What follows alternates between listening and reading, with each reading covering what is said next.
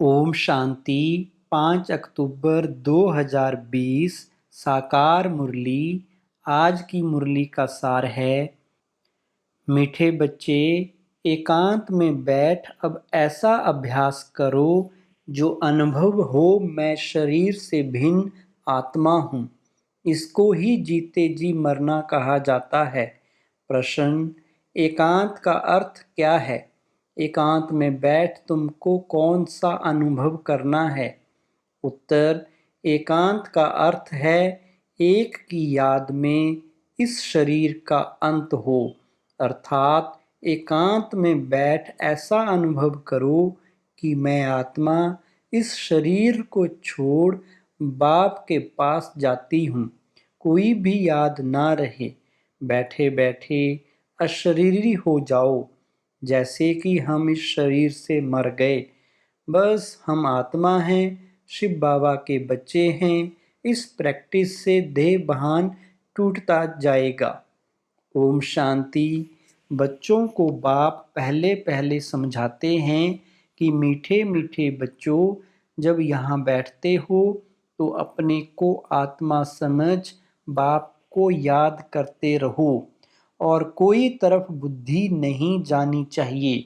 या तुम बच्चे जानते हो हम आत्मा हैं, पाठ हम आत्मा बजाती हैं इस शरीर द्वारा। आत्मा अविनाशी, शरीर विनाशी है। तो तुम बच्चों को देही अभिमानी बन बाप की याद में रहना है।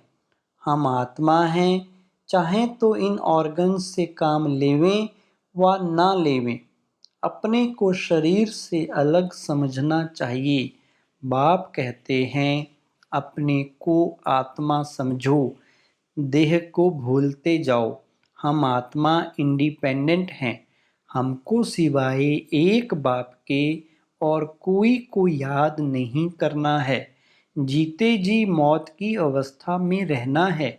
हम आत्मा का योग रहता है अब बाप के साथ। बाकी तो दुनिया से घर से मर गए, कहते हैं ना, आप मुए मर गई दुनिया। अब जीते जी तुमको मरना है। हम आत्मा शिव बाबा के बच्चे हैं। शरीर का भान उड़ाते रहना चाहिए। बाप कहते हैं अपने को आत्मा समझो और मुझे याद करो। शरीर का भान छोड़ो। या पुराना शरीर है ना, पुरानी चीज को छोड़ा जाता है ना। अपने को अशरीरी समझो। अभी तुमको बाप को याद करते करते बाप के पास जाना है। ऐसे करते करते फिर तुमको आदत पड़ जाएगी। अभी तो तुमको घर जाना है, फिर इस पुरानी दुनिया को याद क्यों करें? एकांत में बैठ ऐसे अपने साथ मेहनत करनी है। भक्ति मार्ग में भी कोठरी में अंदर बैठ माला फेरते हैं, पूजा करते हैं। तुम भी एकांत में बैठ या कोशिश करो तो आदत पड़ जाएगी। तुमको मुख से तो कुछ बोलना नहीं है, इसमें है बुद्धि की बात। शिव बाबा तो है सिखलाने वाला, उनको तो पुरुषार्थ नहीं करना है। या बाबा पुरुषार्थ करते हैं व फिर तुम बच्चों को भी समझाते हैं। जितना हो सके ऐसे बैठकर विचार करो। अभी हमको जाना है अपने घर, इस शरीर को तो यहाँ छोड़ना है। बाप को याद करने से ही विकर्म विनाश होंगे और आयु भी बढ़ेगी। अंदर यह चिंतन चलना चाहिए, बाहर में कुछ बोलना नहीं है। भक्ति मार्ग में भी ब्रह्म तत्व को या कोई शिव को भी याद करते हैं, परंतु वो याद कोई यथार्थ नहीं है। बाप का परिचय ही नहीं तो याद कैसे करें? तुमको अब बाप का परिचय मिला है। सवेरे सवेरे उठकर एकांत में ऐसे अपने साथ बातें करते रहो। विचार सागर मंथन करो, बाप को याद करो। बाबा, हम अभी आया कि आया आपकी सच्ची गोद में। वह है रूहानी गोद। तो ऐसे ऐसे अपने साथ बातें करनी चाहिए। बाबा आया हुआ है। बाबा कलप कलप आकर हमको राजयोग सिखलाते हैं। बाप कहते हैं मुझे याद करो और चक्कर को याद करो। स्वदर्शन चक्रधारी बनना है। बाप में ही सारा ज्ञान है ना चक्कर का, वह फिर तुमको देते हैं। तुमको त्रिकालदर्शी बना रहे हैं। तीनों कालों अर्थात आदि मध्य अंत को तुम जानते हो। बाप भी है परमात्मा, उनको शरीर तो है नहीं। अभी इस शरीर में बैठ तुमको समझाते हैं। यह वंडरफुल बात है। भागीरथ पर विराजमान होंगे तो जरूर दूसरी आत्मा है। बहुत जन्मों के अंत का जन्म इनका है। नंबर 1 पावन, वही फिर नंबर 1 पतित बनते हैं। वह अपने को भगवान विष्णु आदि तो कहते नहीं। यहाँ एक भी आत्मा पावन है नहीं, सब पतित ही हैं। तो बाबा बच्चों को समझाते हैं ऐसे ऐसे विचार सागर मंथन करो तो इससे तुमको खुशी भी रहेगी। इसमें एकांत भी जरूर चाहिए। एक की याद में शरीर का अंत होता है, उनको कहा जाता है एकांत, या चमड़ी छूट जाएगी। सन्यासी भी ब्रह्म की याद में व तत्वों की याद में रहते हैं। उस याद में रहते रहते शरीर का भान छूट जाता है। बस हमको ब्रह्म में लीन होना है। ऐसे बैठ जाते हैं। तपस्या में बैठे बैठे शरीर छोड़ देते हैं। भक्ति में तो मनुष्य बहुत धक्के खाते हैं। इसमें धक्के खाने की बात नहीं, याद में ही रहना है। पिछाड़ी में कोई याद ना रहे। गृहस्थ व्यवहार में तो रहना ही है, बाकी टाइम निकालना है। स्टूडेंट को पढ़ाई का शौक होता है ना, या पढ़ाई है।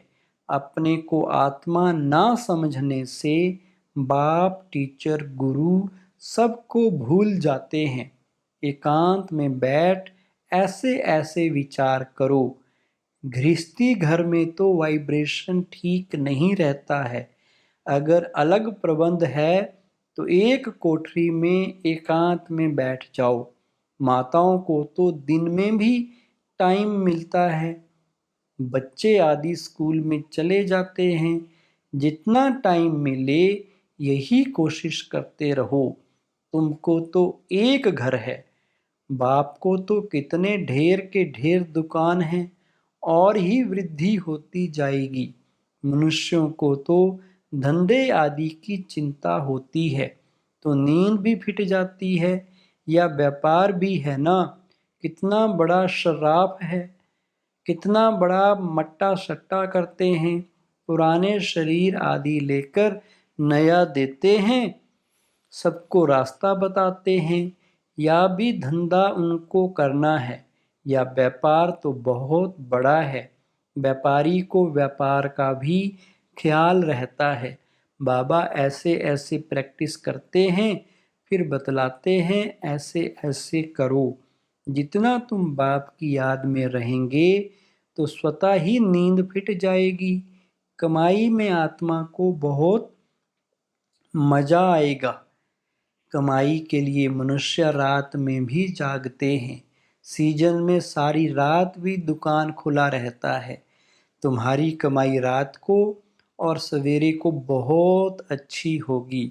स्वदर्शन चक्रधारी बनेंगे, त्रिकालदर्शी बनेंगे। 21 जन्म के लिए धन इकट्ठा करते हैं। मनुष्य साहूकार बनने के लिए पुरुषार्थ करते हैं। तुम भी बाप को याद करेंगे तो विक्रम विनाश होंगे, बल मिलेगा।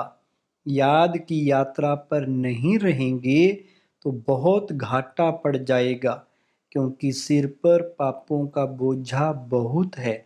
अब जमा करना है, एक को याद करना है और त्रिकालदर्शी बनना है। या अविनाशी धन आधा कल्प के लिए इकट्ठा करना है या तो बहुत वैल्यूएबल है। विचार सागर मंथन कर रत्न निकालने हैं। बाबा जैसे खुद करते हैं बच्चों को भी युक्ति बतलाते हैं। कहते हैं बाबा माया के तूफान बहुत आते हैं। बाबा कहते हैं जितना हो सके अपनी कमाई करनी है, यही काम आनी है। एकांत में बैठ बाप को याद करना है। फुर्सत है तो सर्विस भी मंदिरों आदि में बहुत कर सकते हो। बैज जरूर लगा रहे, सब समझ जाएंगे या रूहानी मिलिट्री है। तुम लिखते भी हो हम स्वर्ग की स्थापना कर रहे हैं। आदि सनातन देवी देवता धर्म था, अब नहीं है जो फिर स्थापन करते हैं। या लक्ष्मी नारायण एम ऑब्जेक्ट है ना। कोई समय या ट्रांसलाइट का चित्र बैटरी सहित उठाकर परिक्रमा देंगे और सबको कहेंगे या राज्य हम स्थापन कर रहे हैं, या चित्र सबसे फर्स्ट क्लास है, या चित्र बहुत नामी ग्रामी हो जाएगा। लक्ष्मी नारायण सिर्फ एक तो नहीं थे, उन्हों की राजधानी थी ना। या स्वराज्य स्थापन कर रहे हैं। बाप कहते हैं मन मना भव, बाप को याद करो तो विक्रम विनाश होंगे। कहते हैं हम गीता का सप्ताह मनाएंगे। यह सब प्लान कल पहले मौखिक बन रहे हैं। परिक्रमा में यह चित्र लेना पड़े, इनको देखकर सब खुश होंगे। तुम कहेंगे बाप को और वर्षे को याद करो। मन मना भव या गीता के अक्षर है ना। भगवान शिव बाबा है, वह कहते हैं मुझे याद करो तो विक्रम विनाश हों। 84 के चक्कर को याद करो तो यह बन जाएंगे। लिटरेचर भी तुम सौगात देते हो। शिव बाबा का भंडारा तो सदा भरपूर है, आगे चलकर बहुत सर्विस होगी। एम ऑब्जेक्ट कितनी क्लियर है। एक राज्य एक धर्म था। बहुत साहूकार थे। मनुष्य चाहते हैं एक राज्य एक धर्म हो। मनुष्य जो चाहते हैं सो अब आसार दिखाई पड़ते हैं। फिर समझेंगे या तो ठीक कहते हैं। 100% पवित्रता सुख शांति का राज्य फिर से स्थापन कर रहे हैं। फिर तुमको खुशी भी रहेगी। याद में रहने से ही तीर लगेगा। शांति में रहे थोड़े अक्षर ही बोलने हैं, जास्ती आवाज नहीं। गीत कविताएं आदि कुछ भी बाबा पसंद नहीं करते। बाहर वाले मनुष्यों से रीस नहीं करनी है। तुम्हारी बात ही और है। अपने को आत्मा समझ, बाप को याद करना है बस। स्लोगन भी अच्छे हों तो मनुष्य पढ़कर जागें। बच्चे वृद्धि को पाते रहते हैं, खजाना तो भरपूर रहता है। बच्चों का दिया हुआ फिर बच्चों के काम में ही आता है। बाप तो पैसे नहीं ले आते हैं, तुम्हारी चीजें तुम्हारे काम में ही आती हैं। भारतवासी जानते हैं हम बहुत सुधार कर रहे हैं। 5 वर्ष के अंदर इतना अनाज होगा जो अनाज की कभी तकलीफ नहीं होगी।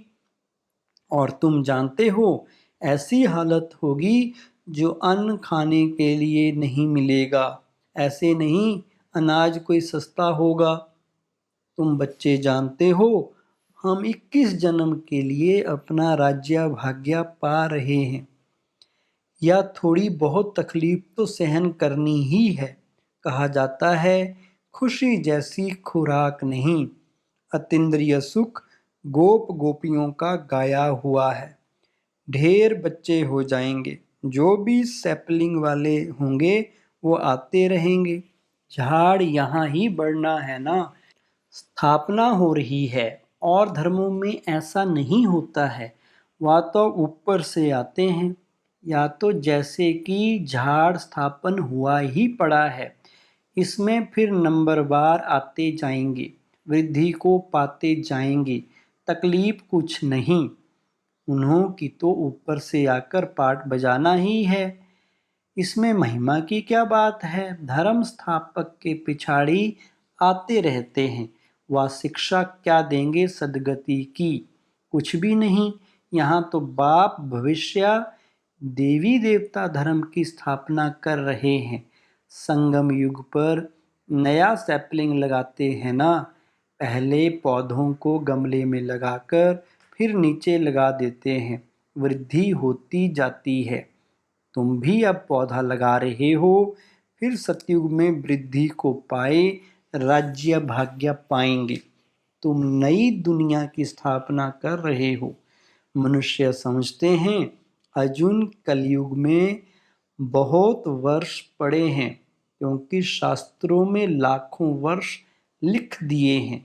समझते हैं कलयुग में अभी 40,000 वर्ष पड़े हैं, फिर बाप आकर नई दुनिया बनाएंगे। कई समझते हैं या वही महाभारत लड़ाई है, गीता का भगवान भी जरूर होगा। तुम बतलाते हो कृष्ण तो था नहीं। बाप ने समझाया है कृष्ण तो 84 जन्म लेते हैं, एक फीचर्स ना मिले दूसरे से, तो यहाँ फिर कृष्ण कैसे आएंगे। कोई भी इन बातों पर विचार नहीं करते हैं। तुम समझते हो कृष्ण स्वर्ग का प्रिंस व फिर द्वापर में कहाँ से आएगा। इस लक्ष्मी नारायण के चित्र को देखने से ही समझ में आ जाता है शिव बाबा या वर्षा दे रहे हैं।